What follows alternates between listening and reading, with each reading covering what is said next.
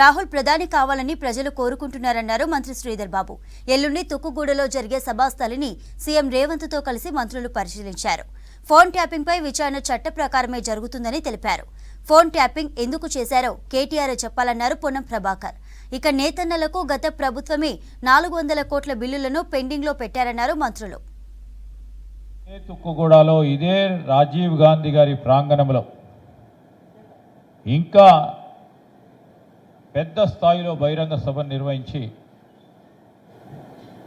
దేశ ప్రజలకు సంబంధించి రేపు రాబోయే కాలంలో కాంగ్రెస్ పార్టీ పరంగా ఇండియా బ్లాక్ కేంద్రంలో ప్రభుత్వం ఏర్పాటు చేయాలి, రాహుల్ గాంధీ గారిని ప్రధానమంత్రిగా చూడాలి. ఈ సందర్భంలో మరి పెద్ద ఎత్తున లక్షలాది మంది ఈరోజు యావత్ రాష్ట్రానికి సంబంధించిన ప్రజలు మేము రావటానికి సిద్ధం, మేము వస్తాము అని ఉత్సాహం చూపెడుతున్న నేపథ్యంలో పెద్ద ఎత్తున జన సమీకరణ జరగటం చూస్తారు. దేశానికి సంబంధించిన మేనిఫెస్టోను, కాంగ్రెస్ పార్టీ మేనిఫెస్టోను వారి ముంగిట్లో పెట్టడం జరుగుతుంది. ఇప్పుడు మేము తాట తీస్తామో ఏం తీస్తామో ప్రజలు ఎవరి తాట తీసినరో చూసినారు. మరొకసారి ఈ పార్లమెంట్ నియోజకవర్గంలో ఎన్నికలు అయిన తర్వాత ఎవరి తాట ఎవరు తీస్తారో ప్రజలు చెప్తారు. ప్రజలే ఈరోజు ప్రజాస్వామ్యంలో ప్రజలు ఎవరి తాట తీయాలో వాళ్ళ తాట తీస్తారు.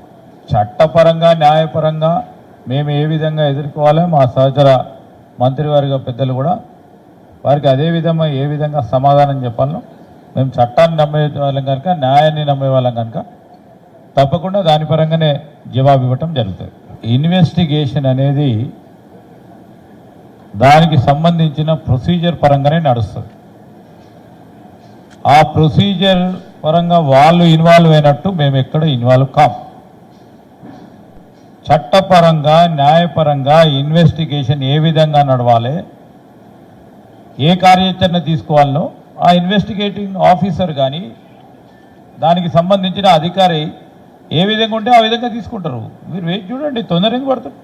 కానీ తెలంగాణ రాష్ట్ర ప్రభుత్వం వచ్చిన తర్వాత నీవు దాని మీద విచారణ చేయకపోగా అంతకంటే ఎక్కువ విధానాన్ని అవలంబించి ప్రజాస్వామ్యంలో ప్రతిపక్షాలు అణిచివేయడానికి కావచ్చు, నీ పార్టీ నాయకత్వాన్ని కావచ్చు, అధికారులకు సంబంధించి ఒక పూర్తిగా ఏమి తప్పేమున్నది మాట్లాడుతూ మళ్ళా ఏమున్నది, 2-3 లంగల టెలిఫోన్లు ట్యాప్ చేస్తా అంటే 10 ఏళ్ళు మంత్రి చేయకముందు రాజకీయ అవగాహన లేదనుకుంటే ఒక మాట మాట్లాడుతుంది. కానీ 10 ఏళ్ళు మంత్రిగా ముఖ్యమంత్రి కొడుకుగా ఉన్న తర్వాత కూడా ఇటువంటి మాటలు మాట్లాడితే మీరు మమ్మల్ని ప్రస్తావించారు కాబట్టి మేము ఇలా బరాబర్ అడుగుతాను. ఎస్, మీరు ఎందుకు ట్యాపింగ్ చేసారో జవాబు చెప్పమని అడుగుతున్నాం. దాని మీద నోటీసులు ఏమని ముందు ప్రజాస్వామికానికి వ్యతిరేకంగా, పర్సనల్ ఉండే హక్కులకు వ్యతిరేకంగా, చట్టాలకు వ్యతిరేకంగా ఎందుకు చర్యలు తీసుకున్నారో దాన్ని సమర్థించే ముందు జవాబు చెప్పినాక మాట్లాడు కదా విమర్శ.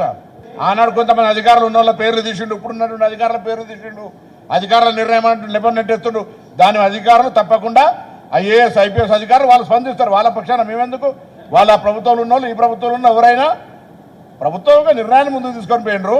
బాధ్యతను తప్పించుకొని ఇలా ప్రభుత్వం చూడగానే వాళ్ళు నెట్టేస్తే ప్రభుత్వ విధానం ఏదైనా చేస్తే బాధ్యత మా ప్రభుత్వం చేసిందని చెప్తాం, మేము తప్పించుకోము. టాస్క్ ఫోర్స్ మాజీ డీసీపీ రాధాకిషన్ రావుపై కేసులు నమోదు చేశారు పోలీసులు. ఎస్ఐబీ హార్డ్ డిస్క్ల ధ్వంసం కేసులో పాల్గొన్నాడని పలు సెక్షన్ల కింద కేసులు రిజిస్టర్ చేశారు. కోర్టు అనుమతితోనే రాధాకిషన్ రావును కస్టడీలోకి తీసుకున్నామని, ఈ నెల 10 వరకు విచారిస్తామన్నారు డీసీపీ విజయ్ కుమార్.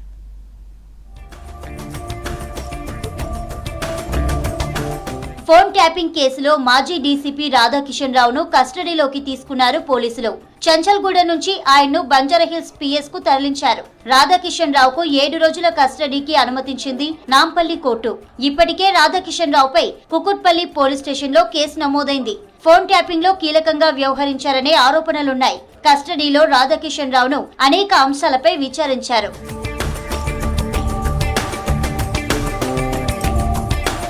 ఎస్ఐబీలో హార్డ్ డిస్కుల ధ్వంసం కేసులో కుట్రదారులుగా task force retired DCP Radhakishan Rao ఉన్నారని చెప్పారు west zone DCP Vijay Kumar. కొంతమంది ప్రముఖుల ప్రొఫైల్స్ ను అనధికారికంగా తయారు చేసి అక్రమాలకు పాల్పడ్డారని తెలిపారు.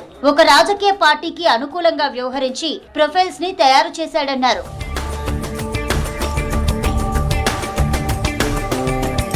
అసెంబ్లీ ఎన్నికల్లో కాంగ్రెస్ కి అనుకూలంగా ఫలితాలు రావడంతో హార్డ్ డిస్కులను ధ్వంసం చేయించాడన్నారు west zone DCP Vijay Kumar.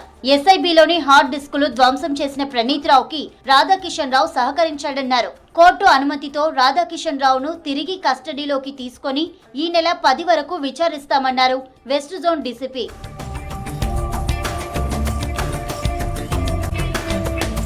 Additional SP భుజంగారావును రెండోసారి 2 రోజుల కస్టడీని మరోసారి కోరుతూ నాంపల్లి కోర్టులో నిన్న పిటిషన్ వేశారు పోలీసులు. అయితే ఇవాళ ఆ పిల్పై ఎలాంటి విచారణ జరగలేదు. ఇక రేపు విచారణ జరిగే అవకాశం ఉంది.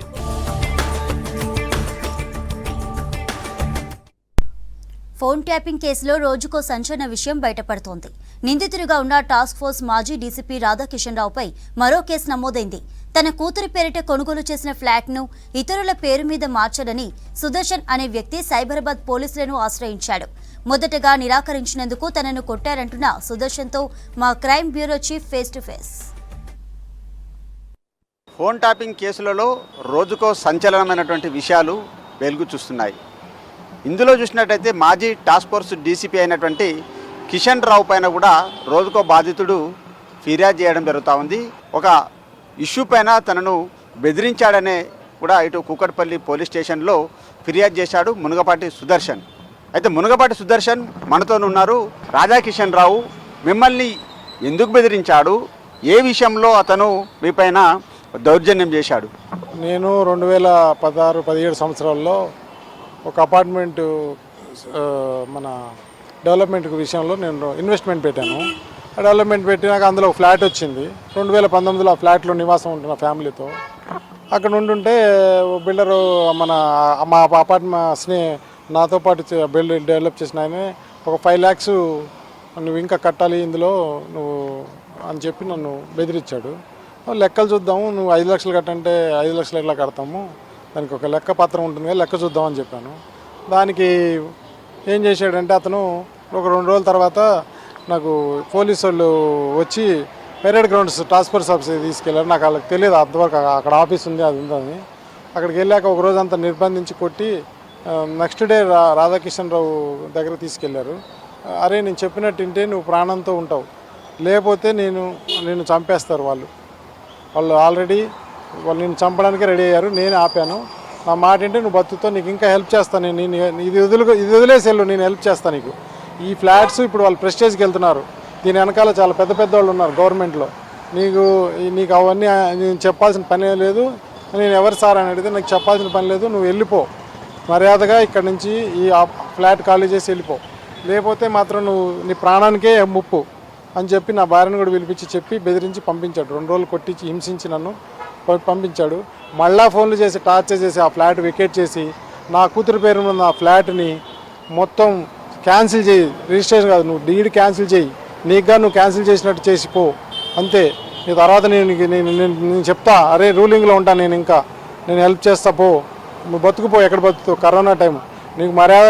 నువ్వు ఇప్పుడు ఏమైనా అటు ఇటు నగరాలు చేసావు అనుకో, తీసుకుపోయి గాంధీ హాస్పిటల్లో నీకు టెస్టులు చేయించి రిమాండ్ చేస్తా, ఏదో కేసు పెడతా, నీ కరోనా కూడా అటాక్ అవుతుంది చెప్తున్నా. ఇప్పుడు కరోనా టైం 2019 నానా రకాలుగా తక్కువ లేకుండా మాట్లాడి హింసించి నన్ను బాగా ఇబ్బంది పెడితే నా పిల్లలు భయపడి మేము వెళ్ళిపోయాం.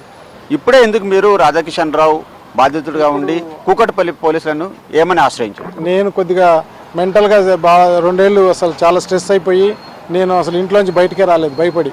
తర్వాత రూలింగ్ మారి ఇప్పుడు గవర్నమెంట్ మారిన తర్వాత ఇంకొద్దిగా ధైర్యం వచ్చింది. తర్వాత తీరా చూస్తే ఆయనే అరెస్ట్ అయ్యాడు. అరెస్ట్ అయినప్పుడు నాకు ధైర్యం వచ్చి వెంటనే నేను సైబరాబాద్ సిపి అవినాష్ మహంత్ గారిని కలిసాక ఇంకా ధైర్యం వచ్చింది. ఆయన అసలు 1 నిమిషంలోనే బాగా రిసీవ్ చేసుకుని కన్సర్న్ పోలీసులు చేసి అసలు చాలా స్పీడ్గా ఒకటే రోజులో డీసీపీ గారిని కలిశాను, సిపి గారిని కలిశాను, అక్కడి నుంచి సిఏ గారిని కలిశాను. ఆ సాయంత్రం రాత్రికే నన్ను కూర్చోబెట్టుకుని నా దగ్గర ఉన్న ఎవిడెన్స్లు తీసుకొని నాకు ఆయన మీద ఎఫ్ఐఆర్ చేశారు. రాధాకిషన్ రావు A1గా A2 A3గా వాళ్ళని పెట్టి వీళ్ళు చేశారు. ఇన్వెస్టిగేషన్ నడుస్తుంది ప్రభుత్వం. ఎన్ని రోజుల పాటు నిర్బంధించాడు, ఏ విధంగా ఆయన దౌర్జన్యం కానీ 3rd డిగ్రీని ఏమైనా ప్రయోగించారు? రబ్బర్లతో కొట్టారు, 2 సార్లు కొట్టారు. రెండు సార్లుగా నలుగురు కలిసి మనిషిని కదలకుండా చేసి కొట్టారు. ఇక వార్నింగ్లు అంటే బూతులే మాట్లాడేవాడు. ఇంకా నేనే సుప్రీం రా ఈ రాష్ట్రంలో, బిగ్ బాస్ని, పోలీస్ బాస్ని అన్న విధంగా ప్రవర్తించాడు. నీకు ఎవరు రారా, నీకు ఎవరు రా వచ్చేది అని చెప్పి ఒక థ్రెటన్ చేశాడు. మామూలుగా కాదు. ఎందుకంటే నేను చదువుకొని నాకు అంత వ్యవస్థ తెలిసి కూడా భయపడేంత చేశాడు ఆయన. కూకట్పల్లి పోలీసులు ఇప్పటికే 347 అదేవిధంగా 326తో పాటుగాను 109 రెడ్ విత్ ప్రకారంగా కూడా పలు సెక్షనబుల్ కేసులు కూడా నమోదు చేశారు. ఆ తర్వాత ఫర్దర్ ఇన్వెస్టిగేషన్ కొనసాగిస్తామని చెప్పడం జరుగుతూ ఉంది. కెమెరా పర్సన్ శివతో ధనరాజ్, V6 న్యూస్, హైదరాబాద్. బోధన్ మాజీ ఎమ్మెల్యే షకీల్ కొడుకు రాహిల్ హైకోర్టును ఆశ్రయించాడు. తనపై జారీ చేసిన లుకౌట్ నోటీస్ కొట్టేయాలని కోర్టులో పిటిషన్ దాఖలు చేశారు. పోలీసులకు సహకరించేందుకు సిద్ధంగా ఉన్నానని, లుకౌట్ నోటీసులు కొట్టేయాలని కోరాడు. రాత్రి టైం కావడంతోనే ప్రమాదం జరిగిందని, ఇందులో ఎలాంటి ప్రాణ నష్టం జరగలేదని పిటిషన్లో పేర్కొన్నాడు. రాహిల్ పిటిషన్పై నేడు విచారణ చేపట్టనుంది హైకోర్టు.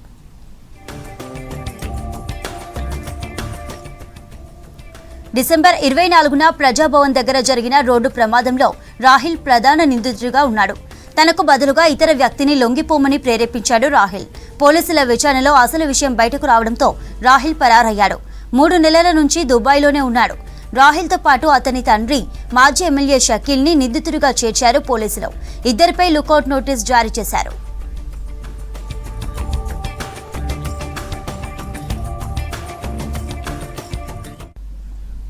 కళలను, కళాకారులను ప్రోత్సహించడం భారతీయ సంస్కృతమన్నారు మాజీ ఉపరాష్ట్రపతి వెంకయ్యనాయుడు.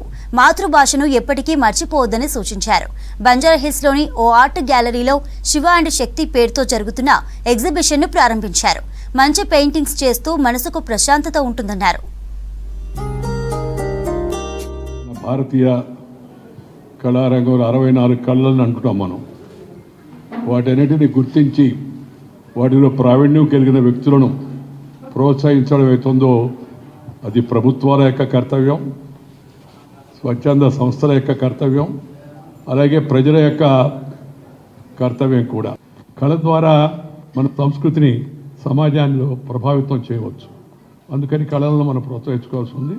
శ్రీ గిరిధర్ గౌడ్, ఇంతకుముందు కూడా నేను శ్రీ అనంత పద్మనాభ స్వామి ఒక పెద్ద దొంగను మన వాళ్ళు అనురాధ టింబర్స్ వాళ్ళు బర్మా నుంచి తీసుకొస్తే దానిపైన చెక్కినట్టు అద్భుతమైన శిల్పాన్ని చూశాను. అంతకుముందు నాకు పరిచయం లేదు, విన్నానే కానీ పరిచయం లేదు. చూసిన తర్వాత అది అద్భుత కళాఖండంగా నాకు అనిపించింది. అప్పటి నుంచి కాస్త పరిచయం పెరిగింది. పరిచయం పెరిగిన తర్వాత ఇప్పుడు ఈ ప్రదర్శన అంతా చూస్తే గిరిధర్ గౌడ్ విశ్వరూపం చూపించినట్టుగా అనిపిస్తుంది మనకి. వెనక మన గమనించి శివ శక్తి, షేర్ అండ్ కేర్ అనేది మన భారతీయ యొక్క జీవన విధానం. మనకున్న దాన్ని కొంత పంచుకోవాలి. నేను ఎప్పుడు చెప్తుంటాను, పెంచుకో తర్వాత పంచుకోవాలి. దేశంలో మోదీకి ఎదురే లేదన్నారు చేవెళ్ల బీజేపీ ఎంపీ అభ్యర్థి కొండా విశ్వేశ్వరరెడ్డి. ప్రజా ఆశీర్వాద యాత్రలో భాగంగా వికారాబాద్ జిల్లా పెద్దేమూల్ మండలంలో పర్యటించారు. కేంద్ర స్కీంలు ప్రతి గ్రామానికి చేరాలంటే బీజేపీకి ఓటేయాలన్నారు. గ్రామీణ అభివృద్ధి ఒక్క బీజేపీతోనే సాధ్యమన్నారు. నిరుపేదలకు సంక్షేమ పథకాలు అందించి దేశాన్ని అభివృద్ధి వైపు నడిపిస్తున్నారన్నారు. దేశంలో వైద్య రంగాన్ని పటిష్టపరిచామని చెప్పారు కొండా విశ్వేశ్వరరెడ్డి. గ్రామీణ ప్రాంతం అభివృద్ధి కొరకు ఒకటే ఒక మార్గం, అది బీజేపీ. అది బీజేపీకి కమలం పువ్వుకు ఓటు ఇస్తేనే నిజమైన అభివృద్ధి అవుతుంది. కులాలు మతాలకు అతీతంగా అభివృద్ధి అంటే నిజంగానే మోడీ ప్రభుత్వం అవుతుంది. అది అందరు గమనించడం. మళ్ళోసారి విజ్ఞప్తి ఏంటంటే మీరు కమలం పువ్వు ఓటేయండి. వాళ్ళకి రోజో సిద్ధాంతం, రోజో విధానం, రోజో స్ట్రాటజీ. వాళ్ళకు అక్కడ ఢిల్లీలో వచ్చేస్తే ఇక్కడ వచ్చేస్తే, ఇక్కడ వచ్చేస్తే ఢిల్లీలో, అన్ని వాటి మీద కన్ఫ్యూజన్. వాళ్ళకు మొన్న వచ్చిన ఓట్లు అది కాంగ్రెస్ ఓట్లు కావు, అవి పాత ప్రభుత్వాన్ని పొందబెడేందుకు యాంటీ ఇన్కంబెన్సీ ఓట్లు. అవి కాంగ్రెస్ మీద యాక్చువల్ కాంగ్రెస్ ఓట్ బ్యాంక్ 50% ఉన్నాయి. అది వాళ్ళు కూడా ఒప్పుకున్నారు. ఈ యాంటీ ఇన్కంబెన్సీ ఏది ఉందో, ఎప్పుడైతే మా మీద నకిలీ ఆరోపణ పెట్టింది ఏంటంటే మేము టీఆర్ఎస్తో కుంభకైనాం, అందుకే కవితను అరెస్ట్ చేస్తాం. ఇప్పుడు ప్రజలకు అందరికీ అర్థమైంది ఎవరెవరితో కుంభకైనా, ఎవరెవరితో కుంభకాలేదు. నాకు అర్థం కాలేదు. ఈ పరిస్థితిలో అందరికి ప్రజలకు ఇప్పుడు జ్ఞానం వచ్చినాక, చైతన్యం వచ్చినాక ఒక్కరు కూడా అటు సైడ్ నిలబడుతుందుకు భయం అవుతుంది. ఎందుకంటే ఓడిపోతారు, ఈ మోడీ వేలో ఓడిపోతుంది. రంగారెడ్డి జిల్లా చేవెళ్ల పార్లమెంట్ బీజేపీ అభ్యర్థి కొండా విశ్వేశ్వరరెడ్డికి మరో అవకాశం ఇవ్వాలన్నారు విశ్వేశ్వరరెడ్డి భార్య సంగీతారెడ్డి. ప్రధాని మోదీ నాయకత్వంలోనే దేశ అభివృద్ధి సాధ్యమన్నారు. బడంగ్పేట్ మున్సిపల్ కార్పొరేషన్ 31వ డివిజన్ బాలాజీనగర్లో సంగీతారెడ్డి ఇంటింటికి ప్రచారం చేశారు. బీజేపీకి ఓటు వేస్తే కాలనీ సమస్యల పరిష్కారానికి కృషి చేస్తామన్నారు విశ్వేశ్వరరెడ్డి భార్య సంగీతారెడ్డి.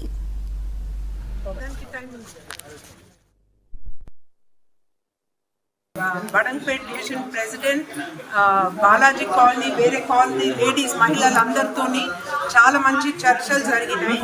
వాళ్ళ కష్టాలు, వాళ్ళకుండే ప్రాబ్లమ్స్, రోడ్ కానీ డ్రైనేజ్ ప్రాబ్లం వల్ల పిల్లలకు బయట ఆడుకునే సౌకర్యం కూడా లేదు, ఎందుకంటే ఆ డ్రైనేజ్ బోరి అక్కడ సైడ్లో జరుగుతుంది.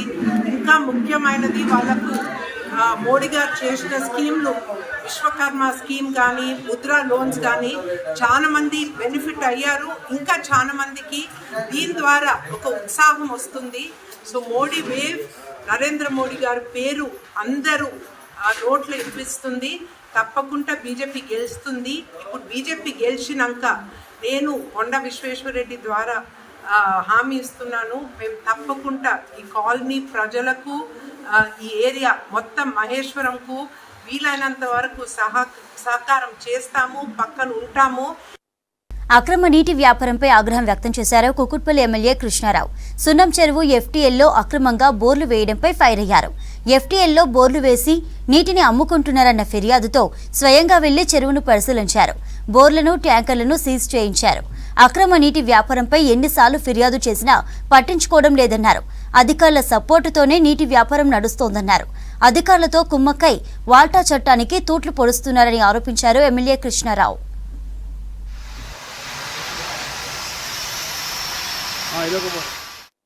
పబ్లిక్ చెప్పడం, నేను అధికారులకు చెప్పడం, అధికారులు వచ్చి 2 నిమిషాలు అడౌట్ చేయడం, వెళ్ళిపోవడం. ఒక్క ఇంట్లో 4 బోర్లు.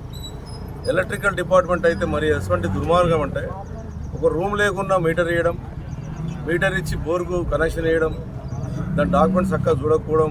నిన్న ఏ గారికి డి గారు ఏడి మాట్లాడితే అసలు 2 నెలలైంది మేము మీటర్ లేకుండా అంటున్నాం. ఇక చూస్తేనేమో నిన్నాక మొన్ననే ఫిట్ అయ్యింది, దానికి రూమ్ లేదు. బోర్ అది చూసుకుందామంటే బోర్లలో ఒక ఇంట్లో 4 బోర్లు 5 బోర్లు వేసి కట్ట కిందికి చూసి కదా మీరు ఏ రకంగా పైప్ లైన్ వేసుకుంటారు. మరి అధికారులు మరి ఏం చేస్తున్నారు అన్నటువంటిది కూడా ఒకసారి ఆలోచన చేసుకోవాలి. నేను కలెక్టర్ గారికి ఫోన్ చేశాను, కమిషనర్ గారికి ఫోన్ చేశాను, జెడ్సీకి ఫోన్ చేశాను, అన్ని డిపార్ట్మెంట్, ఇరిగేషన్ డిపార్ట్మెంట్ ఫోన్ చేస్తే ఇలా మార్నింగ్ అది కూడా ఇలా 10 గంటలకు నేను పబ్లిక్తో వచ్చి నీ మండలాల్లో కూర్చుంటా అంటే ఇవాళ వచ్చి అడౌట్ చేస్తాను. నేను ఒకటి ఇంత దుర్మార్గమైనటువంటి. ఇంకోటి నాకున్న ఇన్ఫర్మేషన్ ఏంటంటే ఒక్క బోరుకు 3 లక్షల రూపాయలు కొంతమంది తీసుకుంటున్నారు. అది ఆఫీసర్లు తీసుకుంటారా, ఇంకోటి తీసుకుంటారా నేను చెప్పలేం. కానీ వీళ్ళంతా నేను వచ్చినప్పుడు మా దగ్గర 3 లాక్స్ తీసుకుంటున్నారు 2 నెలలకు అని వాళ్ళు చెప్పారు. నేను ఆఫీసర్లకు కొడతా ఉన్నాను. మీకు ఇన్నిసార్లు చెప్పి ఒక ఎమ్మెల్యేగా నేను రిక్వెస్ట్ చేస్తే మీరు స్పందించలేకుండా మీ కామన్ చెరువు మధ్యలోకి వేసి పైప్ లైన్ వేస్తే వాళ్ళ మీద యాక్షన్ తీసుకోకుండా, వాళ్ళ మీద కేసు పెట్టకుండా ఇష్టాసారిగా ఒక ఇంట్లో 4 బోర్లు వేస్తే మరి ప్రజలకు ఏమేమి చేద్దాం అనుకుంటున్నారో మీరు ఆలోచించాలి. ప్రజల పక్షాన్ని నిలబడాలంటే ఆలోచనతో చెప్తే స్పందించలేదు. మాకు ఆఫీసర్ వస్తలేరు, ఈ ఆఫీసర్ వస్తలేదు. ఈ చర్యలను చూసేవారు ఇరిగేషన్ డిపార్ట్మెంట్, ఎంఆర్ఓ. దానికి పర్మిషన్ ఇచ్చేది ఇప్పుడు దీనికి పర్మిషన్ లేదు. ఎవరు ఇవ్వాలి? మున్సిపాలిటీ వాళ్ళు పర్మిషన్ ఇవ్వాలి. దానికి పర్మిషన్ ఇవ్వకుండా ఎట్లా వచ్చింది? ఇప్పుడు ఆ పేరు ఎట్లా వచ్చింది? ఇక్కడ ఒక డాక్టర్ పర్మిషన్ లేకుండా ఇవ్వడం, గరీబుడు చిన్న ఇల్లు కట్టుకుంటేనేమో మన ఇంటిని పడడం, గులగొట్టడం, అల్లా కొలవలు చేయడం. ఇంత దౌర్జన్యంగా హైదరాబాద్ నగరంలో ఈడ సున్నం చెరువులో కనీసం 100 బోర్లు దాకా ఉన్నాయి, ఈడ 200 బోర్లు దాకా ఉన్నాయి. ఇచ్చల విడిగా ఈ రకంగా అమ్ముతూ ఉంటే అధికారులు పట్టించుకోకపోవడం అనేది బాధాకరం. నేను అధికారులకు హెచ్చరిస్తున్నాను, మీ ప్రవర్తన సికింద్రాబాద్ జిల్లా ఏర్పాటుకు సీఎం రేవంత్ రెడ్డి హామీ ఇచ్చారన్నారు జిల్లా సాధన సమితి అధ్యక్షులు గుర్రం పవన్ కుమార్ గౌడ్. సికింద్రాబాద్ జిల్లాను ఏర్పాటు చేయాలని కోరుతూ సికింద్రాబాద్ కాంగ్రెస్ ఎంపీ అభ్యర్థి దానం నాగేందర్ ఆధ్వర్యంలో రేవంత్ రెడ్డికి వినతి పత్రం అందజేశామన్నారు. ఎన్నికలు ముగిసిన తర్వాత సీఎం సానుకూల నిర్ణయం తీసుకుంటామని హామీ ఇచ్చారన్నారు పవన్.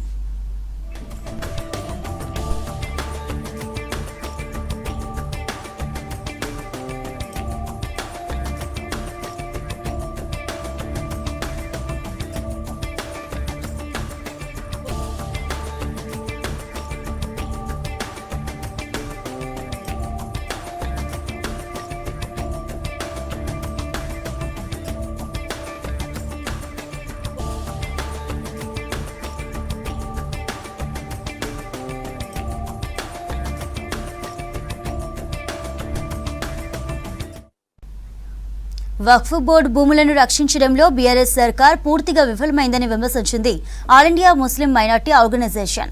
హైదరాబాద్ హైదర్గూడ ఎన్ఎస్ఎస్లో నిర్వహించిన సమావేశంలో పాల్గొన్నారు.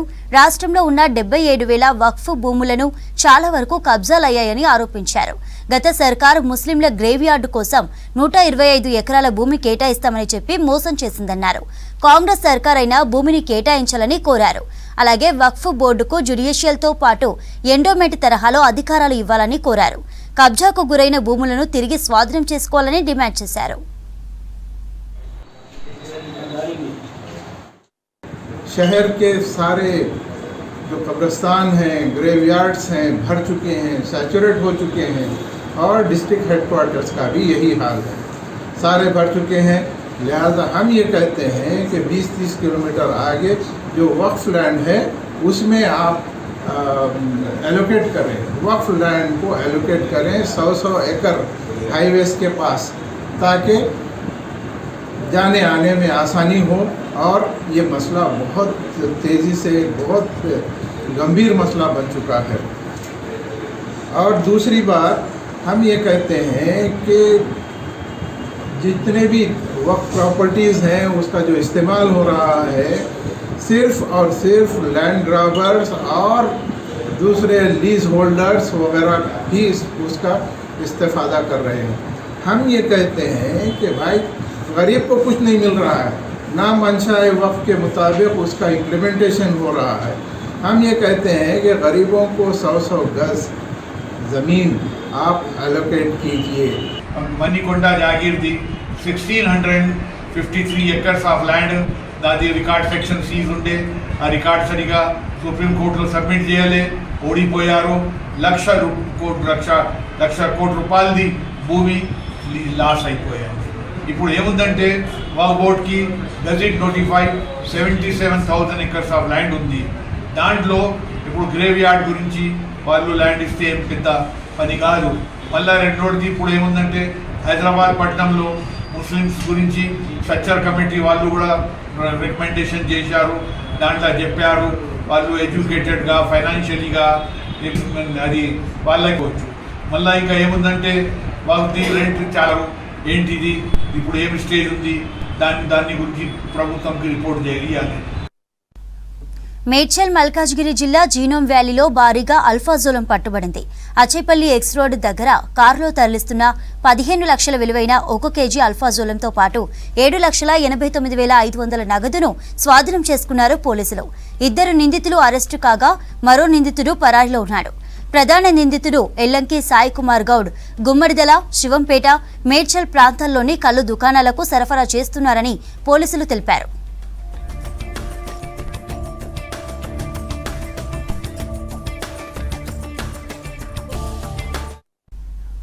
ఫేక్ కరెన్సీ తరలిస్తున్న ముఠాను అరెస్టు చేశారు మహేశ్వరం పోలీసులు. బాలాపూర్ పిఎస్ పరిధి ఎర్రకుంటలో అనుమానాస్పదంగా కనిపించిన ఓ కారును ఆపి తనిఖీ చేశారు. అందులో 25 లక్షల ఫేక్స్ కరెన్సీ పట్టుబడింది. నకిలీ నగదు తరలిస్తున్న షేక్ హరుణ్, సయ్యద్, జాకీర్, అలీ అస్తాఫ్లను అరెస్టు చేశారు. వీరు మహారాష్ట్రకు చెందిన వారుగా గుర్తించారు. ఫేక్ కరెన్సీ సీజ్ చేసిన పోలీసులు నిందితుల నుంచి కారు, 4 మొబైల్ ఫోన్లు, 8,420 రూపాయల ఒరిజినల్ కరెన్సీని స్వాధీనం చేసుకున్నారు. ఎన్నికల టైంలో ఫేక్ కరెన్సీ చెలామణి ముఠాలు రెచ్చిపోతున్నాయని అంటున్నారు పోలీసులు.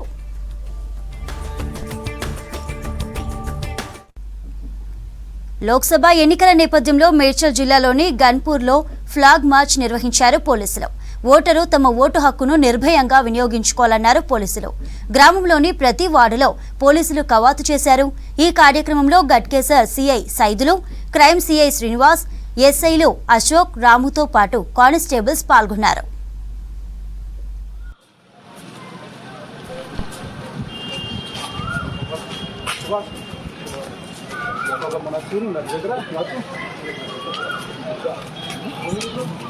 బొక్కబాయ్ కాదు బొక్కబాయ్